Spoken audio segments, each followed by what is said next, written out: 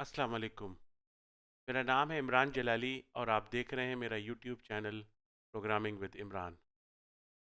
तो ये हमारी पॉइंटर सीरीज़ का दूसरा हिस्सा है। अगर आपने इससे पहले इस प्रीवियस वीडियो को फॉलो नहीं किया तो काइंडली पहले उसे वॉच कर लें ताकि आप चीज़ों को बेहतर अंदाज में समझ। तो आइए शुरू करते हैं। मैंने लास्ट वीडियो में आपको बताया था कि आपके कंप्यूटर की जो मेमोरी होती है वो हमेशा तीन हिस्सों में मुश्तमिल होती है। एक तो हीप सेक्शन, स्टैक सेक्शन और कोड सेक्शन। तो मैंने आपको ये बात भी बताई थी कि जब भी आप कोई अपना प्रोग्राम लिखते हैं, जैसे आपने मेन फंक्शन लिखा, फॉर एग्जाम्पल मैं छोटी सी मिसाल दे रहा हूँ। तो ये जो आपका फंक्शन है मेन, और जो भी कोड आप राइट करते हैं वो सबसे पहले लोड हो जाता है कोड सेक्शन के अंदर, लोड हो जाता है एज इट इज़। और यहाँ से आपकी एग्जीक्यूशन, प्रोग्राम की एग्जीक्यूशन जो है वो स्टार्ट होती है। तो जब भी आप स्टैक यूज़ करते हैं, मैंने आपको बताया था कि जब भी आपका प्रोग्राम एग्जीक्यूट होता है तो कोड सेक्शन में जहां आपका प्रोग्राम एक्चुअली एग्जीक्यूट कर रहा होता है तो वो इसे तो एक्सेस कर ही सकता है, ठीक है। इसके अलावा वो इसे भी एक्सेस कर सकता है, स्टैक सेक्शन को। और ये मेमोरी पूरे उसके कंट्रोल में होती है। और आप जो भी यहाँ पे वेरिएबल्स डिफाइन करते हैं अपने प्रोग्राम के अंदर, तो वो सारी की सारी स्टैक के अंदर आप कि वो इनिशियलाइज होती। उसमें मैंने आपको बताया था कि दो किस्म की मेमोरी हमारे पास होती है। एक होती है डेटा वेरिएबल होते हैं, उसके अलावा एड्रेस वेरिएबल होते हैं। तो डेटा वेरिएबल में जैसे मैंने आपको बताया था कि भाई अगर आप इनिशियलाइज करते हैं किसी भी वेरिएबल को, तो इंटीजर जैसे x इक्वल्स टू 10, तो वो यहाँ डिक्लेयर होता है स्टैक। इसके अलावा मैंने बताया था आपको कि आप जो दूसरे टाइप के वेरिएबल हैं, एड्रेस वेरिएबल, वो भी आप डिफाइन कर सकते हैं, जो पॉइंटर्स कहलाते हैं। तो वो भी यहाँ ही डिफाइन होते हैं, लेकिन वो डायरेक्टली उनमें उनमें कोई वैल्यू नहीं होती, वो डायरेक्टली हीप को कर रहे होते हैं। तो आपको जो प्रोग्राम है वो स्टैक को तो पूरा एक्सेस कर सकता है, अपने आप को भी पूरा एक्सेस कर सकता है उस मेमोरी एरिया को। लेकिन हीप को, जो मेमोरी का ढेर है आपका, जो मैंने आपको बताया था कि हीप जो है कॉमन मेमोरी होती है कंप्यूटर की, जहाँ बहुत सारे प्रोग्राम इस मेमोरी एरिया को यूज़ कर रहे होते हैं। तो कोई भी प्रोग्राम जो आपका चला रहे होते हैं वो डायरेक्टली प्रोग्राम इसको एक्सेस नहीं कर सकता। तो उसके लिए आपको पॉइंटर्स का सहारा लेना पड़ता है। ये वाला पॉइंटर जैसे पता, जैसे ही आप ये स्टार पी करते हैं तो यहाँ जैसे एक नया वेरिएबल स्टार्ट हुआ, बना तरह का मेरी लोकेशन बनी, और वहाँ पे ये वेरिएबल डिफाइंड हुआ। उसके बाद यहाँ प्रोग्राम गया हीप के अंदर, और यहाँ वो इनिशियलाइज हुआ। जो भी आपका जो आपने पॉइंटर दिया है उसकी वैल्यू यहाँ होती है, यहाँ स्टोर होती है के अंदर, है? और उसका रेफरेंस जो है, उसका जो एड्रेस है वो यहाँ दे दिया जाता है। तो फॉर एग्जांपल अगर इसका एड्रेस लेट से 200 है, तो ये पॉइंटर जब हम डिफाइन करेंगे तो यहाँ वैल्यू 200 आ जाएगी। पॉइंटर की अपनी कोई वैल्यू नहीं होती, पॉइंटर हमेशा पॉइंट कर रहा होता है हीप के किसी इलाके को। इसके अलावा मैंने आपको बताया था कि कंप्यूटर मेमोरी के अलावा में हीप के अलावा और बहुत सारे मसरफ़ हैं, इस्तेमाल हैं, अ, जो पॉइंटर्स के लिए इस्तेमाल होते हैं, जैसे आपका प्रिंटर, स्कैनर वगैरह। खैर अभी वो मेरा मौजू नहीं है, मैं अभी आपको थोड़ा सा डीप में हीप में जाके बताऊंगा कि हीप में एक्चुअली होता क्या है। तो मैं इसको थोड़ा मिटा दूं ताकि आपको जो है वो सही तरीके से समझ में आ जाए। तो आम तौर पे जैसे फॉर एग्जांपल हम एक एरे डिफाइन कर रहे हैं, ठीक है? तो जो भी आपने, मैंने कहा कि वेरिएबल आपके प्रोग्राम कोड में चल रहा है वो सबसे पहले स्टैक में भरो। तो आप जब एरे बनाते हैं, लेट से आपने इस तरीके से एक एरे बनाया, ठीक है? इस तरीके से आपने एरे बनाया, कि आपने 5 कंटिन्यूअस मेमोरी जो है उसकी लोकेशंस ली, और आपने इस तरीके से ए इंटीजर ए 5 और 1 2 3 4 इनिशियलाइज कर दिया। तो ये आपका, जब आप वेरिएबल इस तरीके से डिफाइन करते हैं ना, या कोई एरे इस तरह से डिफाइन करते हैं, तो वो आपका सीधा सीधा यहाँ इस मेमोरी के अंदर बन जाता। अब इस तरीके से अगर आप समझने की कोशिश करें तो यहाँ आपके पास इस तरीके की एक मेमोरी एरिया डिफाइन हो जाएगी। में 1, 2, 3, 4 और ये 5। तो ये आपका है लोकेशन नंबर 1, लोकेशन नंबर 2, 3, 4 और ये 5। ठीक है। और यहाँ पे मैंने अब इसको बताया कि भाई ये यहाँ पे 1 स्टोर करो, यहाँ पे 2, यहाँ पे 3, यहाँ पे 4, यहाँ पे 5। तो ये इस तरीके से मेमोरी जो है वो आपकी इनिशियलाइज हो जाती है। तो जब भी आप इस तरीके से वेरिएबल को या एरे को डिफाइन करते हैं तो हमेशा यहाँ आपकी मेमोरी क्रिएट हो जाती है। और यही ये एरे जो हैं जैसे वो हमेशा दो तरीके से आप डिफाइन करते हैं। या तो आप एरे डिफाइन करते हैं हीप के अंदर या स्टैक सेक्शन के अंदर। ठीक है। स्टैक की मेमोरी हमेशा एक्सेसिबल रहती है, फास्ट रहती है। और अगर जब आपका प्रोग्राम एंड होता है, जब टर्मिनेट होता है, प्रोग्राम का टर्मिनेशन होता है या फंक्शन का टर्मिनेशन होता है, तो ये मेमोरी जो है ये पूरी की पूरी वाइप ऑफ हो जाती है ऑटोमेटिकली। आपका प्रोग्राम इस पूरे मेमोरी में जो कुछ भी वेरिएबल, जो कुछ भी आपने डाल रखा है वो ऑटोमेटिकली डिलीट हो जाता है। जबकि इसके बरक्स हीप के अंदर जब भी आप कोई चीज़ डिफाइन करते हैं तो वो मैंने आपको बताया था कि वो डिलीट नहीं होती। तो अब अगर हीप में मुझे यही एरे डिफाइन करना है तो मैं किस तरीके से करूँगा? ये मैंने देखे तरीका बताया था आपको कि इंटीजर स्टार पी। तो यहाँ आपके पास ये आपका प्रोग्राम चल रहा है, यहाँ पर आपके पास बन गया पी।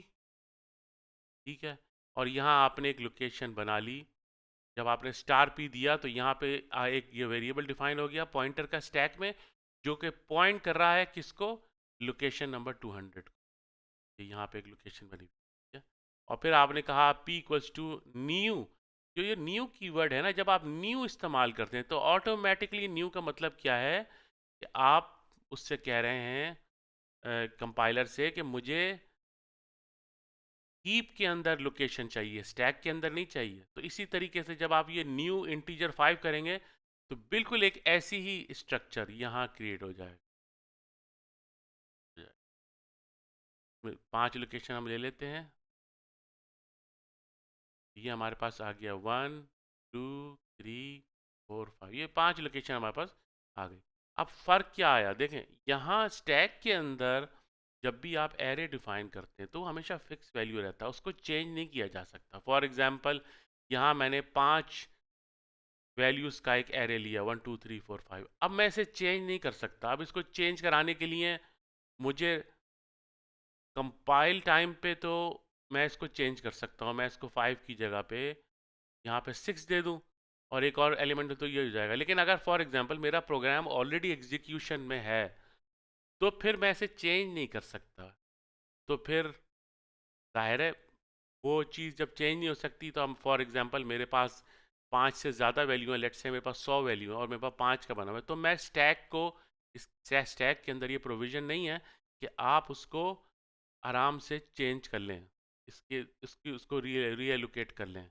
लेकिन जबकि आप जब हीप सेक्शन में जब भी कोई आप एरे बनाते हैं ना तो आप उसको रीएलोकेट कर सकते हैं। आप यहाँ जैसे मैंने 5 का बनाया तो फिर आगे जाके मैं एक और वेरिएबल, इस पॉइंटर को मैं एक और लोकेशन पे पॉइंट कर देता हूँ। लेट्स से फॉर एग्जांपल मैं इसको p equals to new integer 10, इसी के नेक्स्ट लाइन पे मैं ये लिख देता हूँ। तो वो 5 का बनाएगा और फिर रन टाइम पे मैं इसको न्यू उसको उसको मैं छोड़ के ये 10 वैल्यू का मैं एक एरे बना लूँ। तो कहने का मकसद आपको समझाने का ये है कि हमेशा जो भी आपकी हीप की मेमोरी होती है ना, वो हमेशा आपको रन टाइम पे एलोकेट करते हैं आप उसको। और उसमें आप उसको रीएलोकेट भी कर सकते हैं, उसका साइज़ बड़ा चौड़ा कम कर सकते हैं। जबकि जो आपकी स्टैक के अंदर जो भी मेमोरी में इस्तेमाल होता है, वेरिएबल आपके या आपका एरे है, जो जो भी आप इस पे बना रहे हैं, तो वो उसको आप रिसाइज नहीं कर सकते, उसको उड़ा के आपको नया बनाना पड़ेगा। यानी आप रन टाइम पे प्रोग्राम एग्जीक्यूशन के दौरान आप उसको रीएलोकेट नहीं कर सकते। तो ये वाली मैंने आपको बताया कि ये जब ये सेंटेक्स में आप कोई एरे बनाएंगे तो ये स्टैक पे क्रिएट होगी। और जब आप, यानी ये वाला ये वाला जो है ये स्टैक के अंदर क्रिएट हो जाएगा, ठीक है। और ये वाला जो है आप, ये दो लाइन है, ये आपकी जो दो लाइनें हैं ये आपकी हीप के अंदर आपका एरे क्रिएट करेगा। तो चीज़ दोनों एक ही है, दोनों में आप बना सकते हैं, यहाँ भी बना सकते हैं, यहाँ भी बना सकते हैं। यहाँ फ़ायदा ये कि आपको जो मेमोरी आप बना रहे, जो आप मेमोरी एलोकेट कर रहे हैं रन टाइम के ऊपर हीप के अंदर, उसको आप रिसाइज भी कर सकते हैं, छोटा बड़ा कर सकते हैं, उसके साथ खेल सकते हैं। जबकि स्टैक के अंदर जो भी आप एरे बनाएंगे उसको वो उसको चेंज नहीं किया जा सकता रन टाइम। तो ये दोनों फ़र्क होते हैं हीप में और स्टैक में। हीप का मैंने आपको बताया कि थ्रू पॉइंटर वेरिएबल प्रोग्राम के ज़रिए एक्सेसिबल होती है मेमोरी, जबकि स्टैक डायरेक्टली अवेलेबल होती है। स्टैक जो है हमेशा प्रोग्राम की एग्जीक्यूशन या फंक्शन की एग्जीक्यूशन पे सारे वेरिएबल उसके आउट ऑफ स्कोप हो जाते हैं और वो मेमोरी से खुद बहुत डिलीट हो जाते हैं और मेमोरी क्लेम कर ली जाती है। लेकिन हीप में ऐसा नहीं होता। हीप में हमेशा हमेशा आपको मेमोरी को बताना पड़ता है कि ये मेमोरी का एरिया मैंने यूज़ कर लिया, अब काइंडली इसको डिलीट कर दीजिए। तो वो डिलीट करने का तरीका भी मैं आपको बता देता हूँ। ये मैं थोड़ा मिटा दूँ इसको ताकि जगह मेरे पास बन जाए। तो ये जैसे फॉर एग्जांपल आपकी ये आपका प्रोग्राम है। अब आपने यहाँ पे ये आपने हीप के ज़रिए एक एरे बना लिया। अब आप चाहते हैं जब आपने ये एरे यूज़ कर लिया तो आप क्या करेंगे, सबसे पहले एक डिलीट का कीवर्ड है सी प्लस प्लस के अंदर, ठीक है, उसके ज़रिए इसको डिलीट कर देंगे। तो आपने ये इस तरीके से को डिलीट कर दिया। क्योंकि ये एक एरे है तो मैं यहाँ इसको बताऊंगा कि ये जो एक एरे है उसको मैं डिलीट करना चाह रहा हूँ हीप में से। उसके बाद जब मैं डिलीट कर लूँ तो फिर मैं करूँगा क्या कि मैं p को पॉइंट कर दूंगा नल। यानी मैं बता रहा हूँ कि ये जो मैंने एक एरे बनाया था 5 सब्सक्रिप्टेड वेरिएबल का, उसको मैंने एलोकेट किया। जब मैंने इसका इस्तेमाल कर लिया तो फिर मैं वापस ऑपरेटिंग सिस्टम को वो मेमोरी भेजना चाहता हूँ। क्योंकि अगर आपने उसको मेमोरी को वापस ऑपरेटिंग सिस्टम को ना किया तो ये मेमोरी का इलाका जो भी आप एलोकेट करेंगे इस तरीके से डायनेमिकली एलोकेट करेंगे मेमोरी के अंदर हीप के अंदर, तो वो डिलीट नहीं होगा, वो अपनी जगह पे रहेगा। उससे प्रॉब्लम क्या होगी, उससे आपकी मेमोरी जो है वो लीक हो जाएगी। तो कहते हैं टर्मिनोलॉजी में, आम सलाह में, मेमोरी लीक। तो ये मेमोरी सदा यहाँ पड़ी रहेगी और किसी के इस्तेमाल में नहीं होगी। ऑपरेटिंग सिस्टम आपका ये समझेगा कि ये मेमोरी आपने इस्तेमाल की हुई है, जबकि ये इस्तेमाल में नहीं है। अगर आपने इसको एक्सप्लिसिटली डिलीट ना किया तो ये मेमोरी यहाँ की रहेगी और ये मेमोरी लीक कहलाएगी और ये मेमोरी अनयूजेबल एरिया होगा। जब तक आप अपना कंप्यूटर स्टार्ट नहीं करेंगे ये मेमोरी का भरा रहेगा। और इस तरीके से अगर आपने फॉर एग्जांपल बहुत सारे पॉइंटर्स बना लिए और मेमोरी को एलोकेट कर लिया, तो एक मेमोरी यहाँ एलोकेट हो गई, यहाँ हो गई, यहाँ हो गई, यहाँ हो गई, यहाँ हो गई, हर जगह मेमोरी जो है वो एलोकेट कर ली, तो मेमोरी बिला वजह आप भर रहे हैं।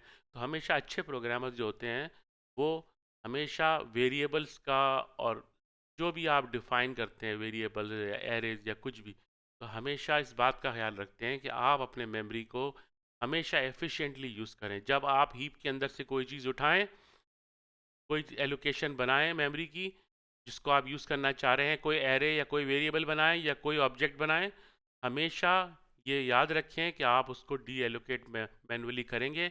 अगर आप ये नहीं करेंगे तो ये मेमोरी लीक हो जाएगी और ये आपकी अनयूजेबल मेमोरी कहलाएगी। अच्छा, एक और बात आपको बताता चलूँ, जावा जैसे लैंग्वेज है, जावा है और उसके अंदर इसके साथ सी शार्प है, इस तरह की नई लैंग्वेजेस जो हैं उनके अंदर एक फैसिलिटी मौजूद है। क्योंकि वहाँ पॉइंटर नहीं होता, तो जब भी आप वहाँ हीप को एक्सेस करते हैं ना तो automatically something is called garbage collection. ये एक आपका जो रन टाइम है, क्योंकि ये जावा और सी शार्प आपको मालूम होगा कि ये एक रन टाइम के ज़रिए, जैसे ये जावा जेवीएम है, इसका रन टाइम, और इसका जो है वो अ, ये आपका एक अलग इसका रन टाइम होता है सी शार्प। तो ये दोनों रन टाइम होते हैं, तो ये रन टाइम वॉच कर रहे होते हैं इस मेमोरी को, और जब उन्हें लगता है कि ये मेमोरी का हिस्सा डिलीट नहीं होता तो यहाँ एक तरीके से वो झाड़ू फेर देते हैं। यानी वो ये जो रन टाइम है आपका, कॉमन लैंग्वेज रन टाइम इसको कहते हैं, इसका, या जेवीएम इसको कहते हैं,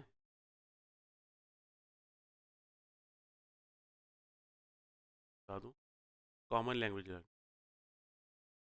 सीएलआर जिसे कहेंगे, ये सीएलआर और जेवीएम, तो ये चल रहे होते हैं, ऑटोमेटिकली वॉच कर रहे होते हैं हीप के सेक्शन को, और ऑटोमेटिकली जहाँ पर भी उसको लगेगा कि ये मेमोरी अब इस्तेमाल में नहीं है, ऑटोमेटिकली वो उसको कैंसिल करके ऑपरेटिंग सिस्टम को वो मेमोरी वापस कर देगा। जबकि सी शार्प में ऐसा नहीं है, सी प्लस प्लस, सी और सी प्लस प्लस में ऐसा नहीं है। सी प्लस प्लस में जब भी आप कोई भी मेमोरी का इलाका हीप के अंदर आप क्लेम करेंगे, तो आपको हमेशा उसको वापस वापस करना होगा ऑपरेटिंग सिस्टम को इस्तेमाल के बाद।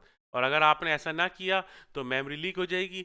मेमोरी लीक से आपकी बिला वजह वो मेमोरी का हिस्सा यूज़ में आ जाएगा और उसको किसी के इस्तेमाल में नहीं होगा और बिला वजह मेमोरी ज़ाया होगी। तो हमेशा प्रोग्रामर्स जो हैं, चाहे आप सी प्लस प्लस में प्रोग्रामिंग करें या जावा में करें या सी प्लस किस में भी करें, आप हमेशा मेमोरी को इफ़िशिएंटली यूज़ करेंगे, इस बात का ध्यान रखिएगा।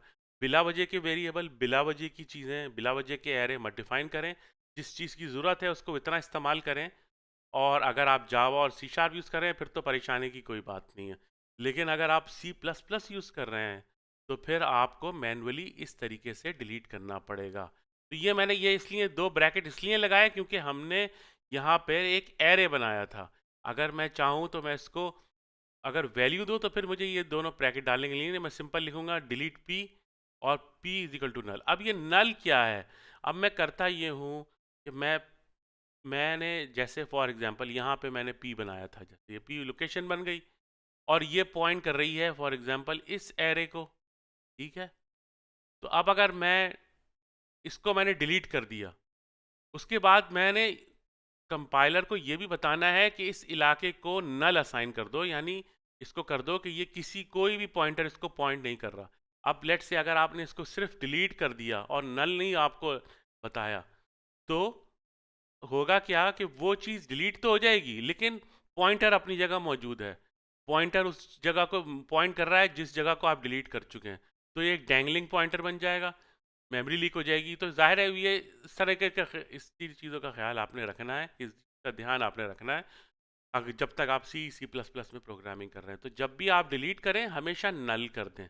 कुछ लोग करते हैं कि हाँ डायरेक्टली जो है वो कहते हैं कि हम डायरेक्टली इसको नल कर देंगे, छोड़ो डिलीट करने को छोड़ो, क्या ज़रूरत है डिलीट करने की, हमें क्या ज़रूरत पड़ी है डिलीट करने की। लेकिन वो इसको इसको नहीं, इसको इस्तेमाल नहीं करते और सिंपल ये नल करके छोड़ देते हैं। तो उससे होता ये है कि रेफरेंस तो आपने पॉइंटर तो उड़ा दिया लेकिन मेमोरी जो है वो उस जगह पे पड़ी हुई है, मेमोरी को डिलीट नहीं किया गया। उस जगह को डिलीट करने से वो मेमोरी वापस ऑपरेटिंग सिस्टम को दे दी जाती है ताकि उसको किसी और प्रोग्राम में यूज़ कर लिया जाए। देखिए मेमोरी हमेशा कीमती होती है। आपने हमेशा अगर आपने डेटा स्ट्रक्चर और एल्गोरिथम पढ़ा है तो उसमें आपने टाइम एंड स्पेस कॉम्प्लेक्सिटी पढ़ी होगी। तो वो यही बताती है कि आपने हमेशा अपने प्रोग्राम को टाइम और स्पेस कॉम्प्लेक्सिटी में मैनेज करना है कि प्रोग्राम आपका एफिशिएंट हो, ज़्यादा स्पेस ना ले और ज़्यादा जल्दी एग्जीक्यूशन हो जाए। तो ये मेमोरी मैनेजमेंट ही है जो आपके प्रोग्राम को फास्ट बनाती है, स्लो करती है। तो जितना अच्छा आप मेमोरी को मैनेज करेंगे उतना प्रोग्राम आपका फास्ट चलेगा। तो कहने का मतलब ये है कि जब भी आपने ये तरीका अपनाया तो हमेशा स्टैक में बन गया, ये मेमोरी ऑटोमेटिकली डिलीट हो जाती है, किसी किस्म की कोई ज़रूरत नहीं है, कोई परेशानी की ज़रूरत नहीं है।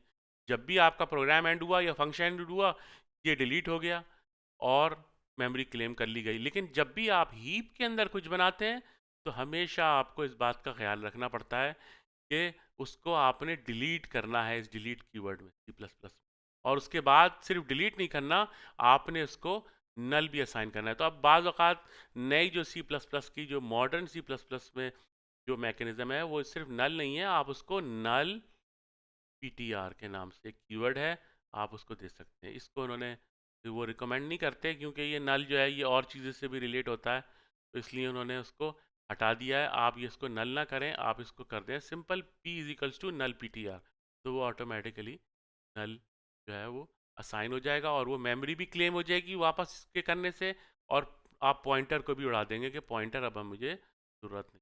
तो अब हम चलते हैं सीधे अपने कोड की जानिब और एक छोटा सा प्रोग्राम बना के देखते हैं, और मैं आपको समझाने की कोशिश करूँगा कि ये सब चीज़ें काम कैसे करती हैं। ये हमारा प्रोग्राम है। अब आप देखिए यहाँ मैंने एक स्टैक के अंदर बनाया है एक एरे, तो ये a=5। अब ये जो मेरा आईडी है सी लाइन, इसमें कुछ जो है ये चीज़ें देता है, समझाने के लिए दे रहा है, तो इसमें कंफ्यूज ना हो जाइएगा। ये सिंपल एक आपको ये डिज़ाइनर जो है ये शो कर रहा है कि ये आपकी लोकेशंस हैं। तो मैंने इस तरीके से, देखें इस तरीके से मैं आपको समझा देता हूँ कहीं आप कंफ्यूज हो रहे हो। जैसे मैंने b एक वेरिएबल लिया, अब मैं इसको डिफाइन कर रहा हूँ 1 2 3 4 तरीके से, देखें ये ऑटोमेटिकली डाल रहा है।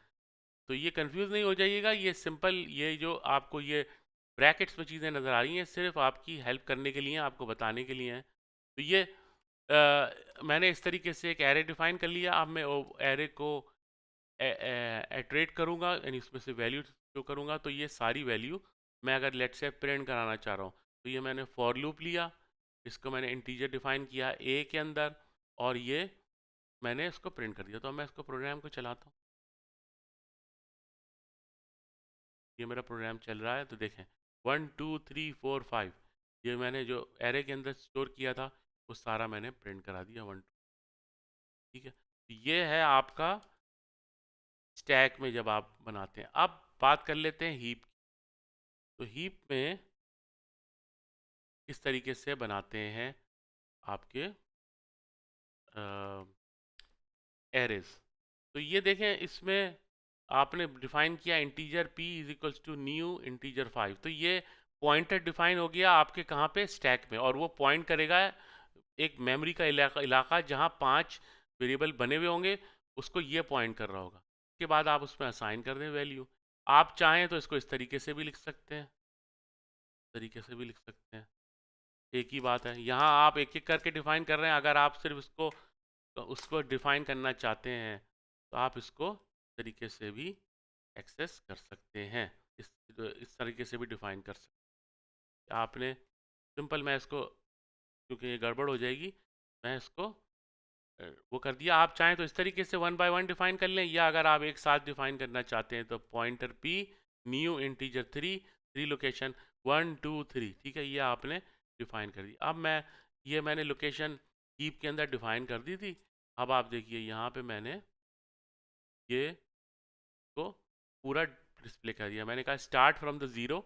हमेशा याद रखिएगा एरे जो है वो हमेशा C++ के अंदर, इवन C# और जावा में भी एरे हमेशा 0th लोकेशन से स्टार्ट होता है, कभी भी 1 से स्टार्ट नहीं होता। विजुअल बेसिक में तो खैर 1 से स्टार्ट होता है और दीगर में भी 1 से स्टार्ट होता है, लेकिन हमेशा C++, जावा, इसमें हमेशा